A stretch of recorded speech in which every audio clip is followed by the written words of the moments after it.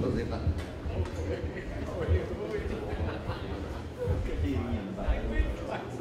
Boa tarde a todos, como sempre bom, sejam bem-vindos.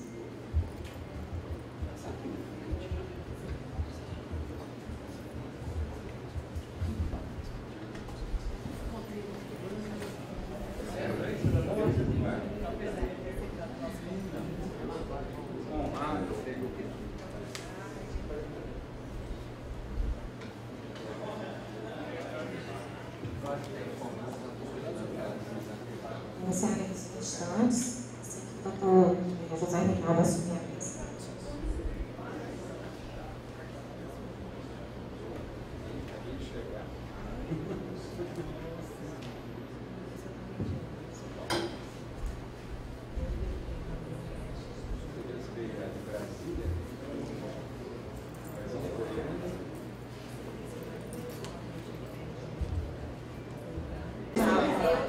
Boa tarde a todos, sejam bem-vindos.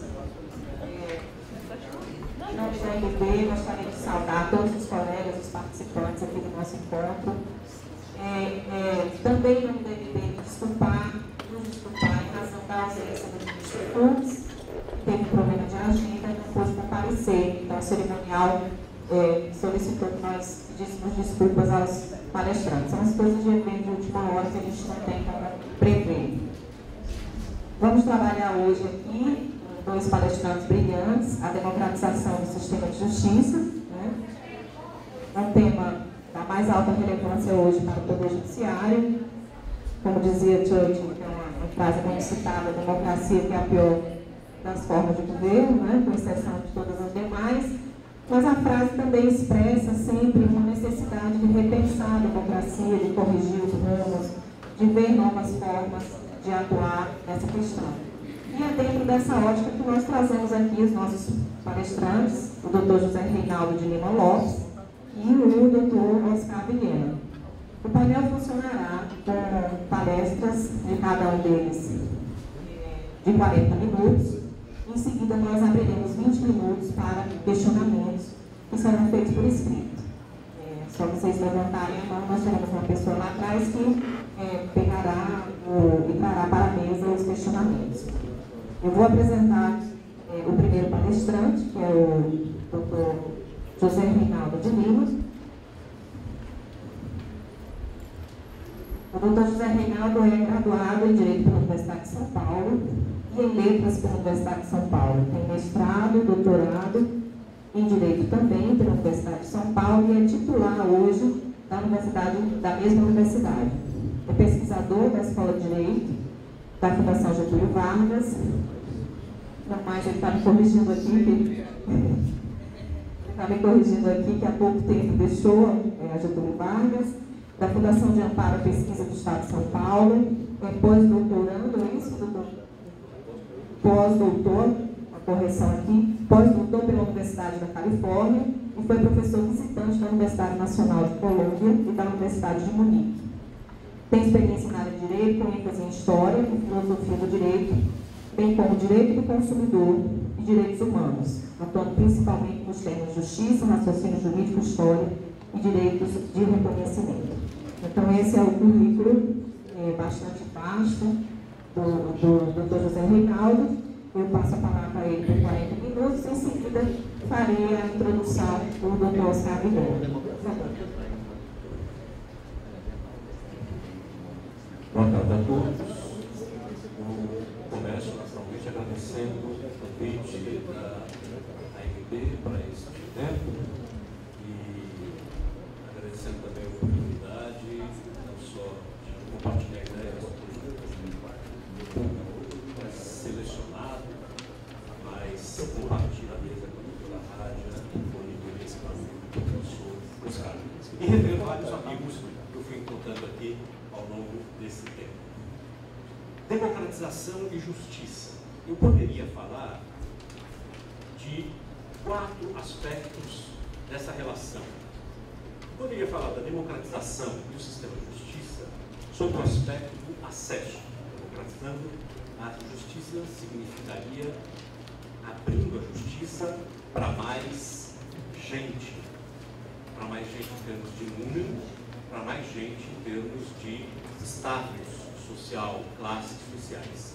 Isso é uma maneira de eu pensar a democratização. É um tema ainda muito debatido e é um tema permanente. Na medida que a sociedade muda, quem pode ou não ter acesso à justiça vai mudar. Porque quem é socialmente excluído vai mudar conforme a composição social. O segundo tema, eu poderia chamar de a democratização do acesso aos cargos da justiça. Nesse aspecto, o Brasil fez um enorme avanço nas últimas décadas. Quando eu era estudante de Direito, no estado de São Paulo, por definição, nós já sabíamos, as meninas da classe não podiam fazer exame. Era proibido? Não era proibido, mas elas iam gastar um tempo enorme da sua vida e iam ser barradas na famosa entrevista. Né? Então, isso mudou muito. A classe que tem acesso hoje à justiça é uma classe média ascendente pela educação, e assim por diante. Houve uma democratização considerável, não tenho dados. Eu acho que há um livro publicado alguns anos atrás, do Luiz Hermano, sobre o que é uma magistratura brasileira, que ele mostra alguns desses dados. Como tem mais de 10 anos o livro, se não me engano, precisaria eventualmente se atualizar. Depois, eu poderia falar de democratização da justiça, como foi mencionado numa das conversas, uma das conferências desses últimos, desde ontem, que é a democratização da gestão da justiça. Isso foi um ponto tocado pelo discurso do presidente atual da MB, né? E ontem ele falou nisso. É uma possibilidade de eu pensar. Depois, eu posso pensar na democratização da justiça como relação do sistema de justiça ou do poder judiciário, no caso de nós, e o restante do Estado, a justiça dentro do Estado democrático. A minha fala vai se concentrar num ponto muito pequeno desse último aspecto. Um ponto muito pequeno porque eu pretendo fazer uma breve história do nascimento da justiça brasileira. Essa história antiga, ela não é muito conhecida, eu imagino, e eu estou tentando resgatar um pouco essa memória. E por que ela tem importância? Eu acho que ela tem importância porque se o sistema de justiça tem certas características históricas e tradicionais, disso eu tiro duas consequências, uma boa e uma ruim. A boa é que o sistema tem aspectos que o tornaram, estou falando um pouquinho disso, relativamente, comparado com outros lugares, grandemente independente das conjunturas políticas. Isso é bastante importante. Me lembro que 20 anos atrás, quando houve uma onda de reforma do judiciário promovida pelo Fundo Monetário Internacional, a gente teve a oportunidade, naquela altura, de ver o contraste que havia entre o Brasil e outros países da América Latina. Tanto que a entrada do Fundo Monetário Internacional, o projeto do Fundo Monetário Internacional no Brasil, foi muito mais difícil e, na verdade, teve muito menos repercussão do que eles esperavam. Uma das razões era exatamente porque o Brasil tinha, de maneira geral, já naquela altura, uma magistratura profissionalizada, com uma larga consciência de sua independência política. Portanto, isso é para o bem. Para o mal, é que, justamente, tendo o sistema uma história tão larga, de uma tradição cultural tão profunda, as reformas que, eventualmente, se deseja fazer, também serão feitas lentamente. Bom, mas isso, às vezes, é bom, depende da natureza da reforma. Cada um de nós tem uma ideia diferente. Mas, de qualquer maneira, eu acho que é importante conhecer um pouquinho dessa história, é disso que eu vou falar muito brevemente. Né? Eu vou começar, é uma história larga. A história da justiça no Brasil se confunde. Tá. Baixo para frente. Isso aqui é ex nunc.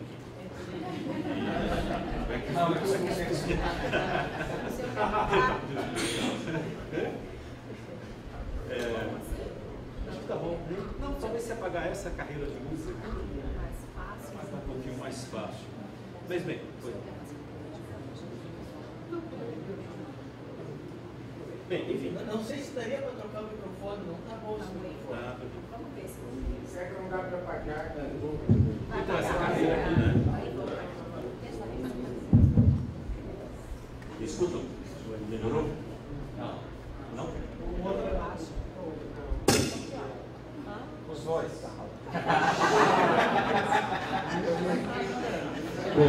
Ficou difícil. Tá difícil aqui. Agora ficou bom. Pois não. Então eu vou começar pela história. A história é longa, mas assim como a história do Brasil, a história da justiça, a história da justiça começa com a primeira tentativa de formação do Estado no Brasil, que vai ser, claro, a Justiça Joanina. O que é que a Justiça Joanina faz em relação ao Brasil? Tem os seus aspectos marcantes. Quando Dom João chega aqui, ele vai criar inúmeros cargos, vai criar um Tribunal Superior no Rio de Janeiro, a Casa da Suplicação, e vai criar muitas comarcas novas, vai criar muitos cargos de juiz de fora novos. Ora, nos cargos de juiz de fora, depois ele cria ainda mais 2 tribunais. Havia 2 tribunais, do Rio de Janeiro e da Bahia. Ele cria o do Recife e o de Belém, de São Luís, perdão. Ele multiplica os juízes letrados. Isso é, eu acho, que um traço que vai depois ser marcante. A nossa ideia de que o juiz de direito tem que ser um perito em direito, um juiz letrado. Então essa é a primeira grande característica. Em cima desse modelo virá, que eu vou chamar aqui um pouco exageradamente, mas de qualquer maneira não é inverdade, a Revolução Constitucional do Império desde a Assembleia Constituinte de 1823. E o que é que vai acontecer nesse processo de reforma? Construído sobre a Justiça Joanina. Eu estou fazendo uma pesquisa sobre a história da justiça no Brasil e essas coisas foram as que me chamaram a atenção. Em primeiro lugar, uma tentativa de criar, já nesse momento, uma independência do judiciário. Mas foi um longo processo. Mas havia uma queixa enorme de que os juízes da justiça real eram juízes do rei. É um pouco isso que estava em vigor, e esse vai ser um grande foco de debate no período constitucional e ao longo do Império. Como transformar juízes letrados como dissociados do rei?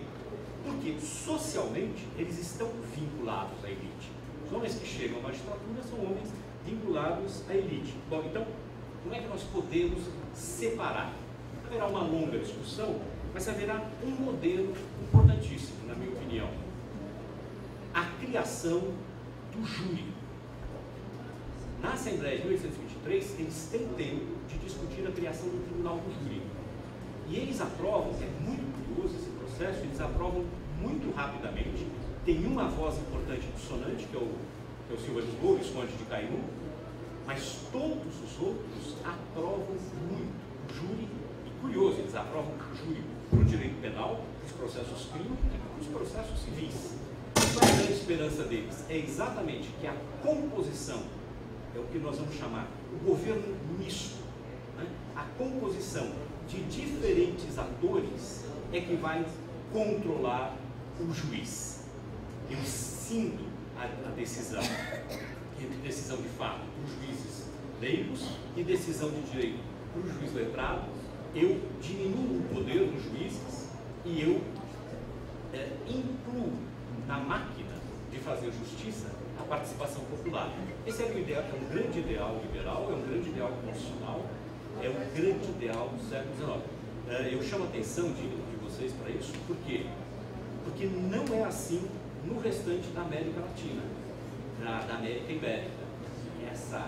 Isso que nós vamos ter no Brasil, que é cultivado por júri e jurado, que nós cultivamos por influência da tradição inglesa, não acontece em todos os sistemas. Não acontece no sistema francês, não acontece no sistema europeu continental e acontece no nosso sistema. A razão disso é estabelecer um controle.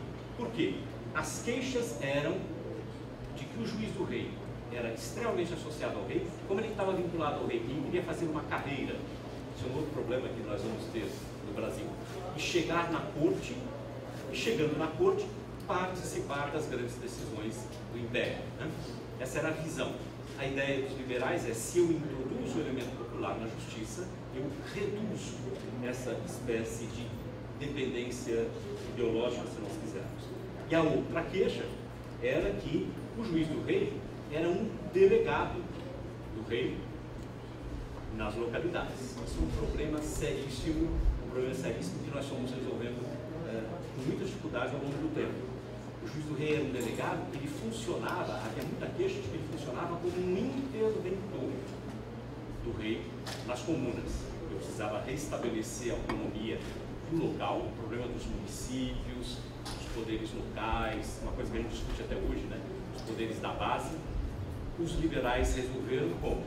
Pelo juiz, jurado, juiz lei, mas também pelo juiz de paz eleito. Esse grande cavalo de batalha entre liberais e conservadores no Império. Quais eram as queixas, justamente, que eles tinham? Eu já falei, interferência, dependência do judiciário. Havia uma outra queixa muito interessante, que é devida, eu vou falar daqui a pouquinho disso, às condições materiais do Brasil. Uma dessas queixas era a corrupção. E alguns juízes que chegam à Assembleia Constituinte, depois que sempre chegam à Assembleia Geral, fazem parte da Câmara e depois vão fazer parte do Senado, dizem isso. Eu estava lá, aliás, essa história, eu me esqueço o nome do juiz, mas é engraçado. Se passa em Goiás. Eu estava lá, fui para a comarca, chega alguém, bate na minha porta, alguém que tem uma causa comigo, bate na porta e fala assim para ele, na época ele era juiz de fora: estão aqui uns sapatinhos para sua esposa. E, enfim, mas eu passei isso, os sapatinhos provavelmente eram mais do que sapatinhos, né? Eles contam isso, mas vários contam esses episódios ao longo do tempo. Então, a dependência dos juízes, a corrupção e a demora dos processos. Muito bem. Os remédios para isso eram: havia 3 remédios que foram pensados, foram discutidos no Império. Primeiro, como eu falei, jurados, juízes eletivos. O outro é um tema que está aqui com a gente hoje, né? Não é exatamente a mesma coisa, claro, as circunstâncias mudaram, mas era o sistema de recursos. Hoje também foi no discurso do professor Luiz Barroso, que falava disso. Um dos cavalos de batalha durante o Império foi a abolição dos agravos. Os agravos eram uma tradição que vinha do direito canônico, não do direito romano. Portugal tinha mantido os agravos, vários países que eram da tradição romano-canônica tinham abolido já os chamados recursos interlocutórios, porque eles constavam nas cortes de direito canônico, mas eles não constavam na tradição de direito romano. À medida que o século XVIII foi avançando, eles foram desaparecendo cada vez mais, e em Portugal eles permaneceram. O Brasil herda isso, e ele tem que fazer uma reforma também nisso. E depois, o outro tema importante era a simplificação dos procedimentos. Então, esses foram os temas que dominaram um pouco o século XIX. Mas a gente só vai entender a justiça, vários problemas da justiça no Brasil, quando a gente faz justamente a inserção da justiça na estrutura social. E logo aparece, é um conflito histórico que a gente conhece bem, logo aparece a rejeição aos juízes leigos e aos juízes eletivos. A grande queixa, por exemplo, está nos relatórios do Feijó, quando ele era regente, ministro da Justiça, a presença dos mandões locais. Na República serão transformados em coronéis, né? O que eles chamavam no século XIX os régulos do sertão, que hoje tem fórmulas diferentes, com estrutura social diferente. Mas, por exemplo, também hoje na fala do ministro Barroso, ele falava da influência do poder econômico sobre as eleições. A gente pode falar da influência possível, não mais dessa forma, mas talvez ideológica, sobre a justiça. Era uma preocupação importante no Império. Como é que nós vamos evitar abrir para a participação popular, mas simultaneamente evitar quem vá fazer em nome da participação popular parte da justiça seja justamente quem é interessado em livrar-se da justiça. Essa é uma das questões importantes quando eu penso nas condições materiais do Brasil. Não sei se eu estou pulando.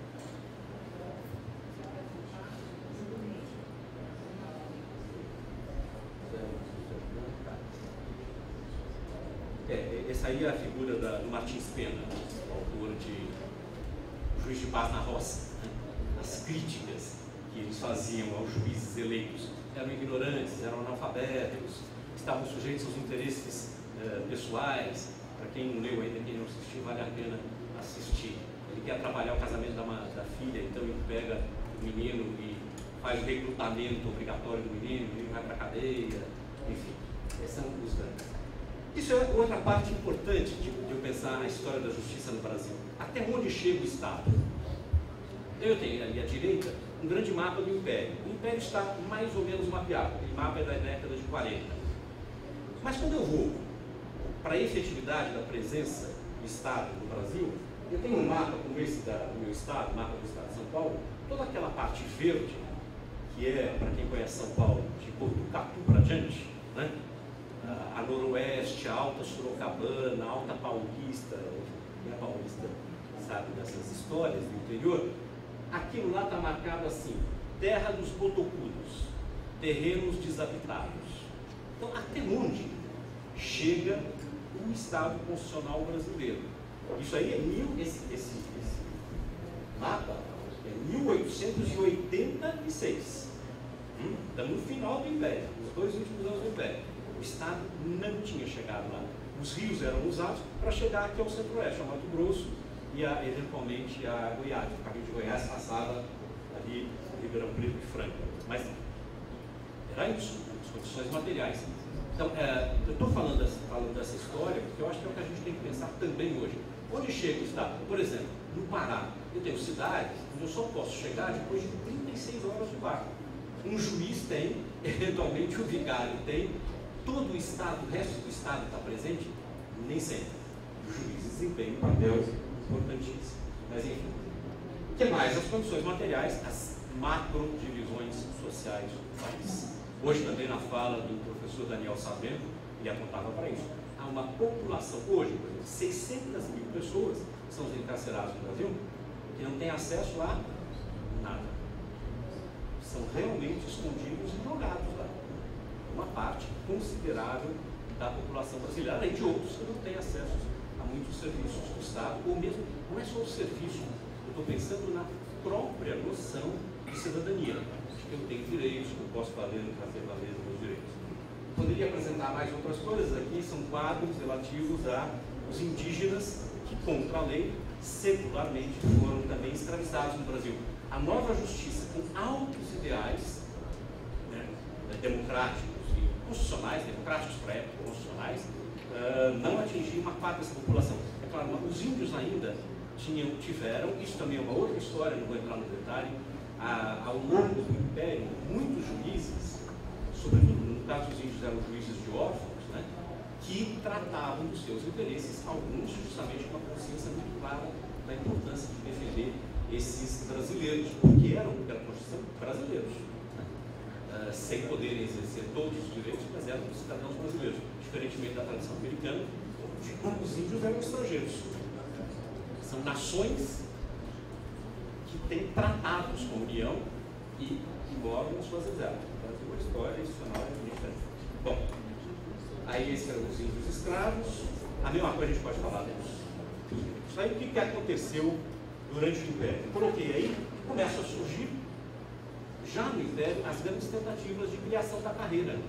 Isso é feito a partir de 1850. Eu tenho uma série continuada de leis super importantes que organizam a carreira. Por exemplo, também nós tivemos muito cedo, isso é muito diferente de outros países. A gente fala assim, o modelo constitucional era assim. Não é verdade. A Colômbia tinha uma Constituição e não tinha esse modelo de magistratura que nós temos, né? Os Estados Unidos tinham uma Constituição, não tinha esse modelo de magistratura que nós temos. Nós fomos desenhando dentro das possibilidades. Qual foi o modelo? Primeiro, foi garantido isso na Constituição, nós sabemos, a vitalicidade. E é muito engraçado que eles chamavam o juiz vitalício de juiz proprietário. O juiz é proprietário do caso. É claro que ele podia ser proprietário, mas era um elemento importante no pensamento jurídico, que justamente ele só poderia ser desapossado por bons motivos. Ele só perderia o cargo por sentença judicial, mas havia a possibilidade da remoção, a remoção e a suspensão pelo poder moderador. Mas o que eles fizeram? Engraçado, isso é obra da conciliação e dos conservadores. Eles impuseram que a remoção só se daria em dois casos. Primeiro, a pedido do próprio juiz, que vai fazer. Estamos criando já um modelo da carreira. Né? Passar para instâncias maiores, para instâncias que remuneram mais. É muito curioso quando a gente discute essas questões do século XIX, porque o juiz quer se remover, porque na outra comarca tem mais casos mais importantes, mais caros. Como ele tem participação nas custas do comércio, do Luiz Amorim também, e como ele tem, ele é pago por ato judicial que ele pratica, além dos vencimentos, ele quer se remover. Ele pode se remover, também em 1850, eles mandam o Supremo começar a utilizar as listas de antiguidade. Isso é super importante, burocratiza, mas garante generalizadamente o direito de remoção. E o outro caso é quando houvesse rebelião ou guerra civil na comarca, na província. E aqui também há coisas que a gente chamou de curiosas, mas eram gravíssimas. Os juízes eram presos pela população. Eram os primeiros a ser presos quando havia revolta. Né? Por quê? Ainda aquela história, eles são realmente os representantes de uma certa ordem. E essa ordem liberal afeta a ordem local, que é hierárquica, por exemplo, ou que é desigual socialmente. Então, eles são os primeiros a ser presos. Na terra da minha família, que é Franca, no estado de São Paulo, tem umas revoltas famosas lá, né? E coisa curiosa, eles poderiam ser removidos em tais circunstâncias, mas o imperador, o ministro que pretendia a remoção, tinha que justificar perante o Conselho de Estado. Muitas vezes, muito interessante, quem provocava o ministro a pedir a remoção era o presidente da província. E o Conselho de Estado sabia que o presidente da província era de um determinado partido, de um determinado interesse. Então, eles regularmente, eu diria que na maioria dos casos, pelo menos que eu examinei, os que estão publicados, eles rejeitavam a remoção. E eles diziam, a nossa única garantia de fazer chegar a Constituição às localidades é nós sustentarmos os juízes. Se nós retirarmos o juiz a cada vez que alguém pede a sua retirada, não haverá mais Constituição. Os régulos do sertão vão dominar o país. Bom, então, e o ingresso? O ingresso continuou sendo muito parecido com o sistema português. Havia um exame, mas ninguém tinha ordem de classificação. E, portanto, em listas, que até na Primeira República havia estados em que a lista para o governador indicar o juiz era de 15. Mas ele tirava um. Com uma lista de 15 já é suficiente para dizer que praticamente não havia esse elemento da carreira que a gente foi conquistando só na era Vargas. E finalmente, o outro grande tema era o tema das incompatibilidades. Foi muito importante isso, mas isso não se conseguiu fazer passar durante o Império e nem durante a Primeira República.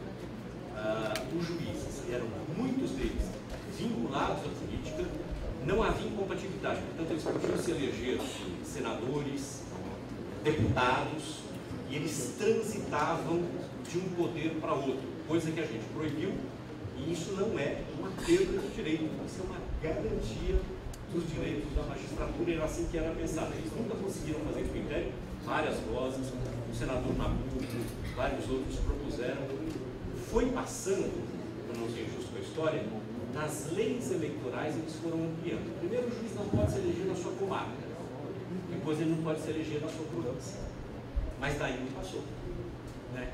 É claro que com a melhoria da própria carreira e assim por diante, vários foram sendo desestimulados a manter os dois cargos, mas muita gente manteve durante muito tempo os dois cargos. Então, esse era um elemento que só foi resolvido na República, na verdade na Segunda República, não na Primeira República. vários estados, isso não foi resolvido. Então, essas garantias que a gente vê nas leis são garantias que vão criando um sistema que vai se tornar, eu acho que essa é um pouco a história que eu quero contar, independente, com o passar do tempo. Isso é uma coisa bastante relevante.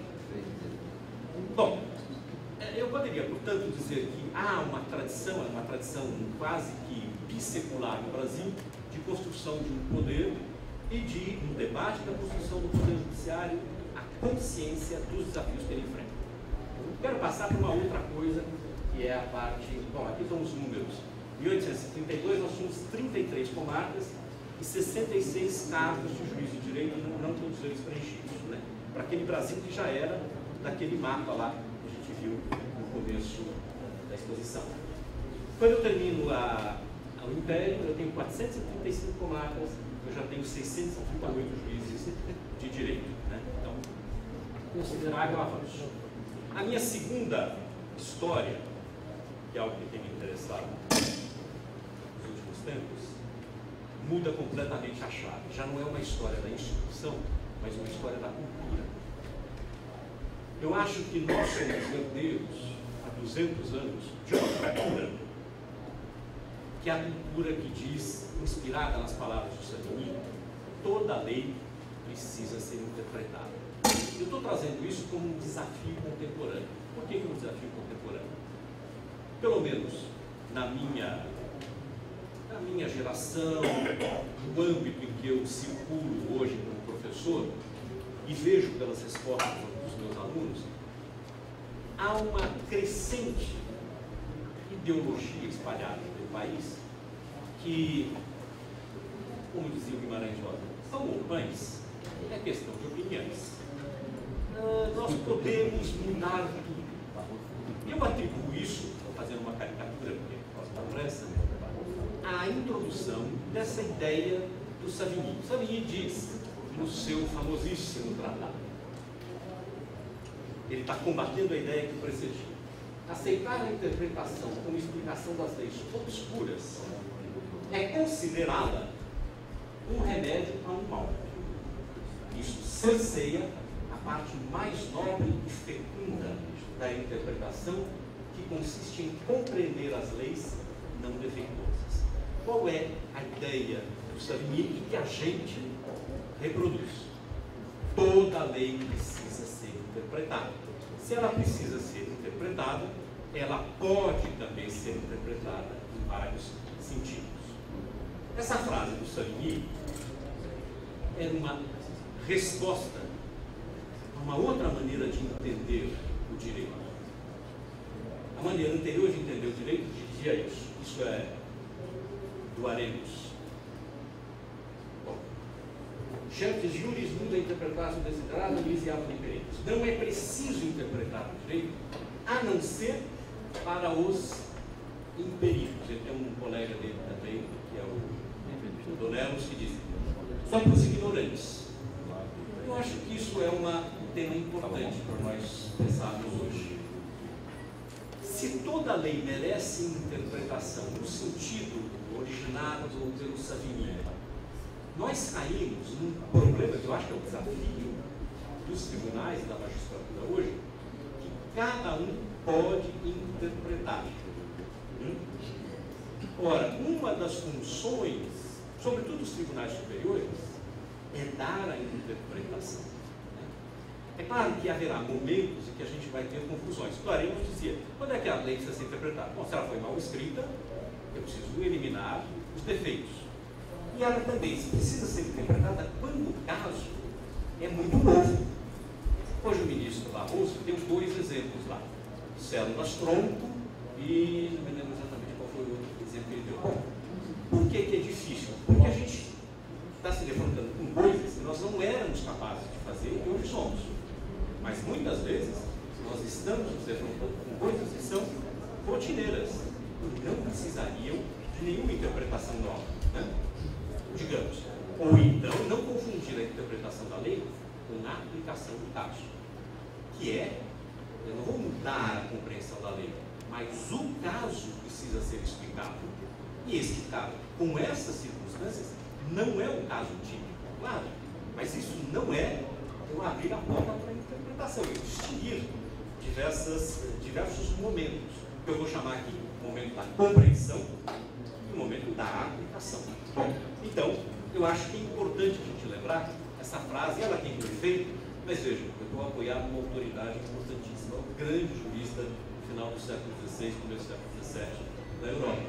Ele disse: só os peritos precisam de interpretação sempre. E eu falo isso para os meus alunos. Você chegou no terceiro ano, você sabe distinguir bem prescrição de decadência? Se você não sabe, isso não é uma questão de interpretação.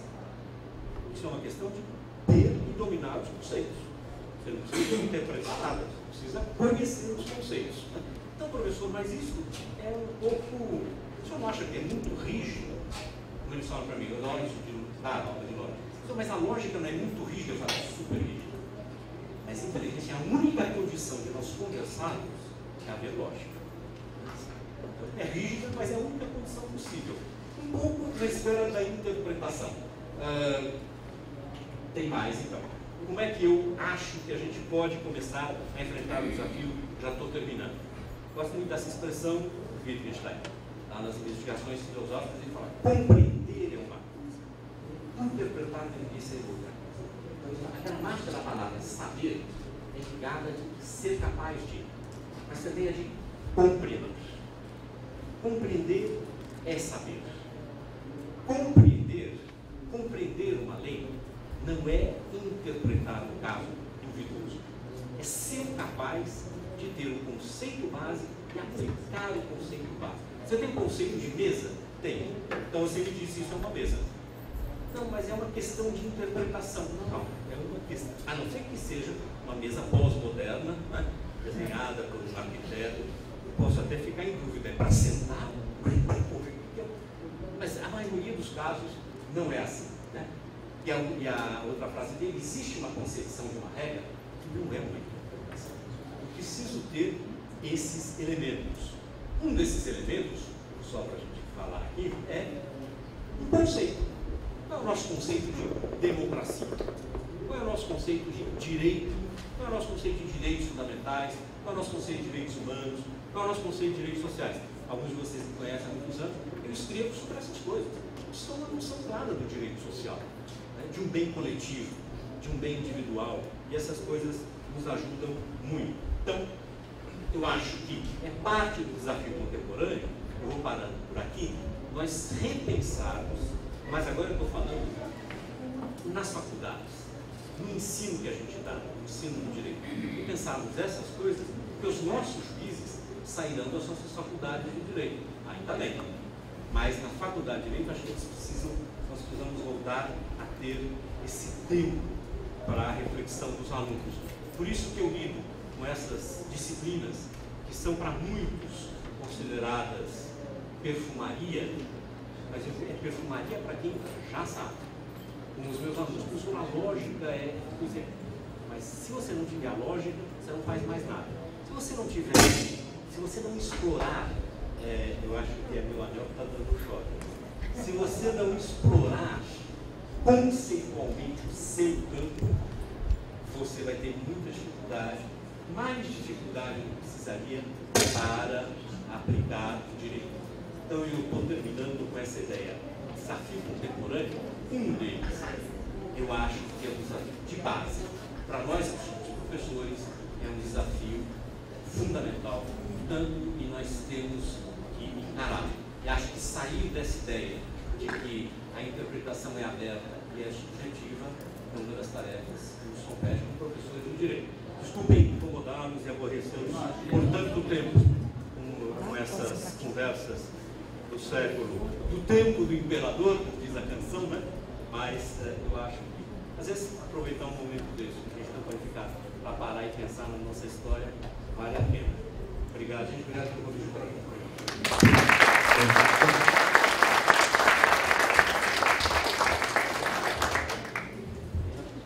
Só me resta aqui parabenizar o professor José Reinaldo pela palestra maravilhosa aqui. O tempo parece que passou até mais rápido. Peço que o Oscar tome assento aqui. fazer uma breve leitura do currículo do Dr. Oscar Viguena. Como alguns chegaram posteriormente, só esclarecendo que nós teremos palestras de 40 minutos em sequência e 20 minutos será aberto para perguntas. Os senhores devem ter recebido um papelzinho para questionamentos, podem preencher, assinar que uma das pessoas que estão atrás, recolherão e trarão para a mesa. O professor Oscar Viguena é diretor da Escola de Direito São Paulo, da Fundação Getúlio Vargas, onde leciona nas áreas de Direito Constitucional, Direitos Humanos, Direito e Desenvolvimento. Sua graduação em Direito foi pela Pontífica Universidade Católica de São Paulo, mestrado em Direito pela Universidade de Colômbia, é isso, doutor? Universidade de Colômbia, em Nova York, está escrito errado aqui. Mestrado e doutorado em Ciência Política pela Universidade de São Paulo e pós-doutorado pelo Center for Brazilian Studies, da Universidade de Oxford. Ele foi procurador do Estado de São Paulo, diretor executivo do Instituto Latino-Americano das Nações Unidas para a Prevenção do Crime, é atualmente colunista do jornal Folha de São Paulo e membro de diversos conselhos e organizações da Universidade Civil. Seja bem-vindo, muito obrigada por ter atendido o nosso convite. Permanece esse microfone? Posso falar sem microfone? A caixa, né? Está funcionando agora? Está melhor. Olha, antes de dar bom dia a todas, eu queria, pela reação à fala do Zé Reinaldo, eu acho que todos ficariam contentes se eu voltasse a sentar lá, você usasse os meus 45 minutos, professor Reinaldo. Eu te pago jantar depois, tudo bem? Bom, bom dia a todas e a todos, é um enorme prazer estar aqui. Eu realmente fiquei muito contente com o convite, muito honroso que os juízes nos convidem para falar. Né?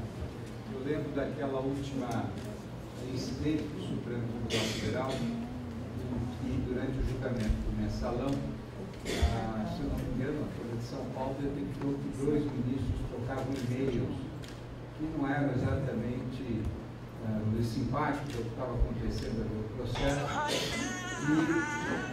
E os advogados que viram aquilo no dia seguinte nos jornais, né, fizeram uma reunião no hotel. Como é que nós vamos abordar esse tema quando chegarmos às 2 horas da tarde do Supremo Tribunal Federal? E como bons advogados que estavam almejando ganhar a causa, chegaram à conclusão que deveriam fazer nada, porque isso iria deixar muito constrangido os juízes. E um deles, evidentemente, rompeu o acordo e subiu à tribuna e disse o seguinte: olha, eu quando vi os jornais, vi que meus colegas ficaram absolutamente perplexos com o ocorrido e chegaram à conclusão que nada deveria ser dito aos senhores para não conturbar ainda mais o processo.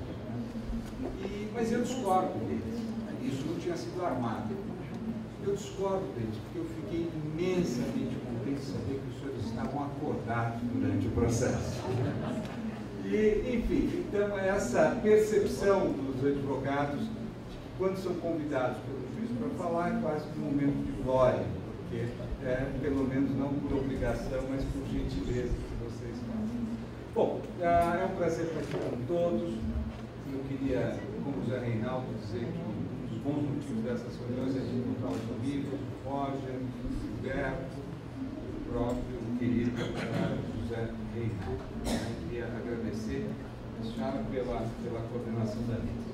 O tema que me foi passado é um tema bastante amplo, né, e mais difícil é colocá-lo a partir da fala tão erudita e tão precisa do Zé Reinaldo. Né? Mas eu vou tentar construir um argumento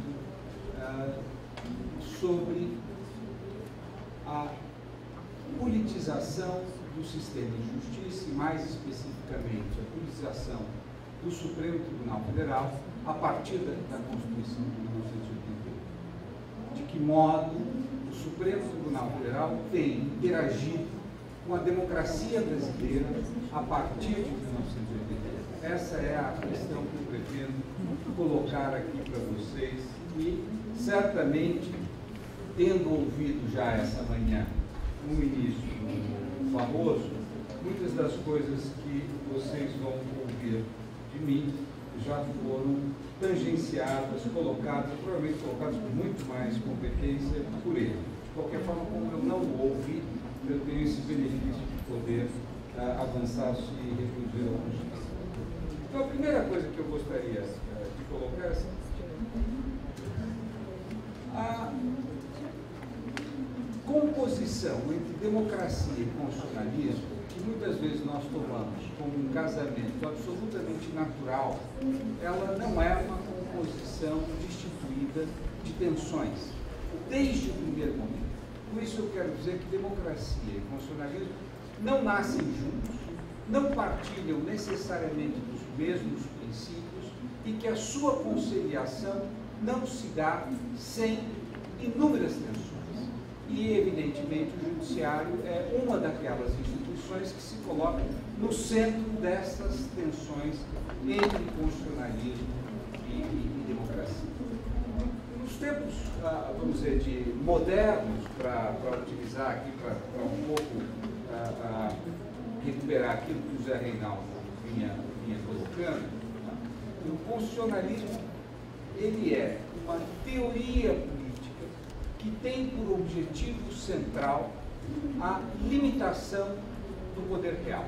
Tá? E o constitucionalismo, portanto, ele precede a democracia moderna em alguns séculos, seja na Inglaterra e mesmo em alguns países europeus continentais, onde você vai ter já indícios de regimes constitucionais, portanto, regimes de limitação do poder, muito antes da Revolução Francesa. Tá? Então, essa é o ethos do constitucionalismo, é o ethos de limitação do poder, e as formas pelas quais essa limitação do poder vai se dar são as mais diversas. Né? E talvez a forma mais clássica que nos chegou até hoje foi a forma concebida por Montesquieu, que nós tomamos como uma forma técnica de separação de poderes, mas antes de mais nada era uma forma de limitação do poder pela justa posição dos segmentos existentes na sociedade.